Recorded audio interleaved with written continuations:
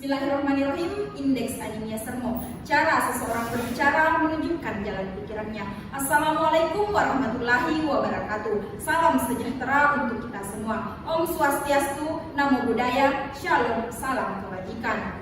Sebelum memasuki mosi perdebatan kita pada hari ini, izinkan kami memperkenalkan diri terlebih dahulu. Saya atas nama Sri Wahyuningsi selaku pembicara pertama dan rekan saya Ahad Firmansyah bertindak sebagai pembicara kedua dan Ishak bertindak sebagai pembicara ketiga.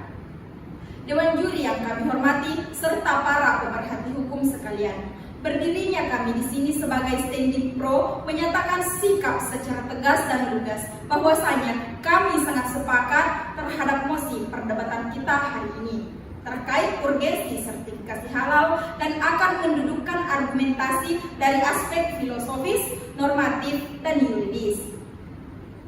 Dewan juri yang kami hormati, perlu kita ketahui bersama bahwasanya di Indonesia mayoritas beragama Islam dan sebagai negara dengan penduduk muslim terbesar yaitu 207.175.708 dari total jumlah penduduk 237.641.326 juta jiwa atau sekitar 87%. Wajar jika pangan halal menjadi isu yang cukup menarik untuk dikaji dan diperbincangkan. Dengan adanya urgensi sertifikasi halal dalam suatu produk membuat ketenangan bagi produsen dan kepastian bagi konsumen. Jadi, keduanya saling diuntungkan. Dewan juri yang kami hormati, sejalan dengan hal ini, undang-undang yang telah dikeluarkan oleh Majelis Ulama Indonesia terkait jaminan produk halal dalam pasal 4 Undang-Undang Nomor 33 Tahun 2014 dinyatakan produk yang masuk, beredar, dan diperdagangkan di wilayah Indonesia wajib bersertifikat halal. Hal ini berarti pemerintah telah menunjukkan kepeduliannya terhadap konsumen yang beragama Islam. Disinilah peran MUI sangat dibutuhkan, terutama dalam kehalalan produk yang beredar di Indonesia. Dewan juri yang kami hormati, namun bagi pelaku usaha non-muslim tidak perlu khawatir, karena pada pasal 26 Undang-Undang JPH terhadap pengecualian pelaku usaha yang memproduksi produk dari bahan yang berasal dari bahan yang diharamkan sebagaimana dimaksud dalam pasal 18 dan pasal 20 dikecualikan dari mengajukan sertifikat halal. Maka dari itu, kami dari tim pro menyatakan dengan tegas dan lugas bahwasanya kami sangat sepakat terkait mosi kita pada hari ini. Sekian dan terima kasih. Bismillahirrahmanirrahim. Solus Populis Suprema Lex. Kemakmuran dan kesejahteraan rakyat adalah hukum yang tertinggi dalam suatu negara. Dewan juri yang kami hormati dan pemerhati hukum sekalian, saya melanjutkan argumentasi dari pembicara pertama. Secara yuridis, Undang-Undang Nomor 33 Tahun 2014 tentang jaminan produk halal dianggap perlu diberlakukan di Indonesia untuk memberikan keamanan, kenyamanan, keselamatan, dan ketersediaan produk halal bagi seluruh masyarakat Indonesia. Sertifikasi halal adalah proses untuk mendapatkan sertifikat halal dengan melalui beberapa tahapan pemeriksaan untuk membuktikan bahwa bahan baku, proses reproduksi, dan sistem jaminan produk halal pada suatu perusahaan sudah sesuai dengan standar yang ditetapkan.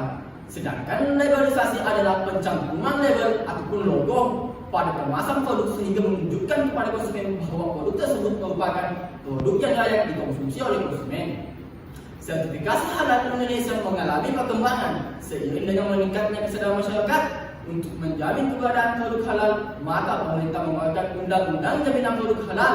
Sertifikasi halal yang pada awalnya merupakan ranah kerja Majelis Ulama Indonesia melalui Lembaga Pengkajian Pangan, Obat-obatan, Makanan, kemudian dialihkan kepada Badan Penyelenggara Jaminan Produk Halal yang merupakan resmi lembaga pemerintahan di bawah naungan Kementerian Agama. Peralihan ini juga diikuti dengan beberapa alur sertifikasi serta pihak yang terlibat dalam sertifikasi tersebut. Perlu adanya sinergi dan kerjasama antar pemerintah dalam proses sertifikasi, pelaku usaha, dan masyarakat dalam mengawasi peredaran produk sehingga mampu merealisasikan jaminan produk halal di Indonesia.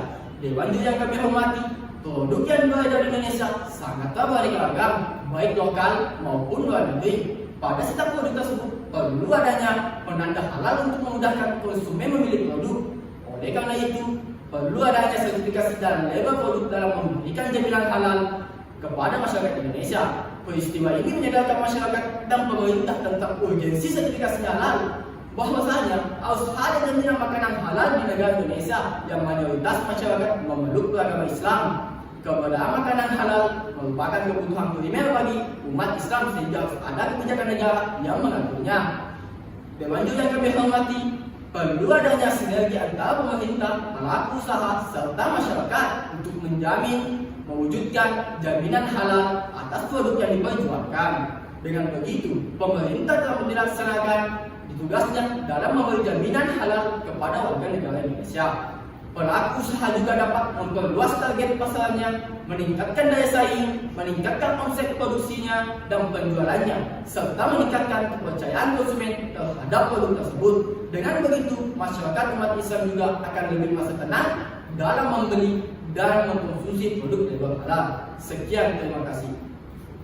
Bismillahirrahmanirrahim. Menurut Kremas Sinelega, tidak ada kejahatan tanpa adanya undang-undang yang mengatur. Dewan Juri yang kami hormati, serta para pemerhati hukum sekalian, melanjutkan argumentasi dari pembicara pertama dan pembicara kedua kami, maka dengan tegas dan lugas kami menyatakan atas kesetujuan kami terhadap mosi perdebatan kita pada hari ini terkait urgensi sertifikasi halal. Dewan Juri yang kami hormati, kembali saya pertegas, ketika kita melihat kondisi dan situasi yang terjadi di Indonesia pada hari ini terkait urgensi sertifikat halal yang menjadi problematika di tengah-tengah masyarakat.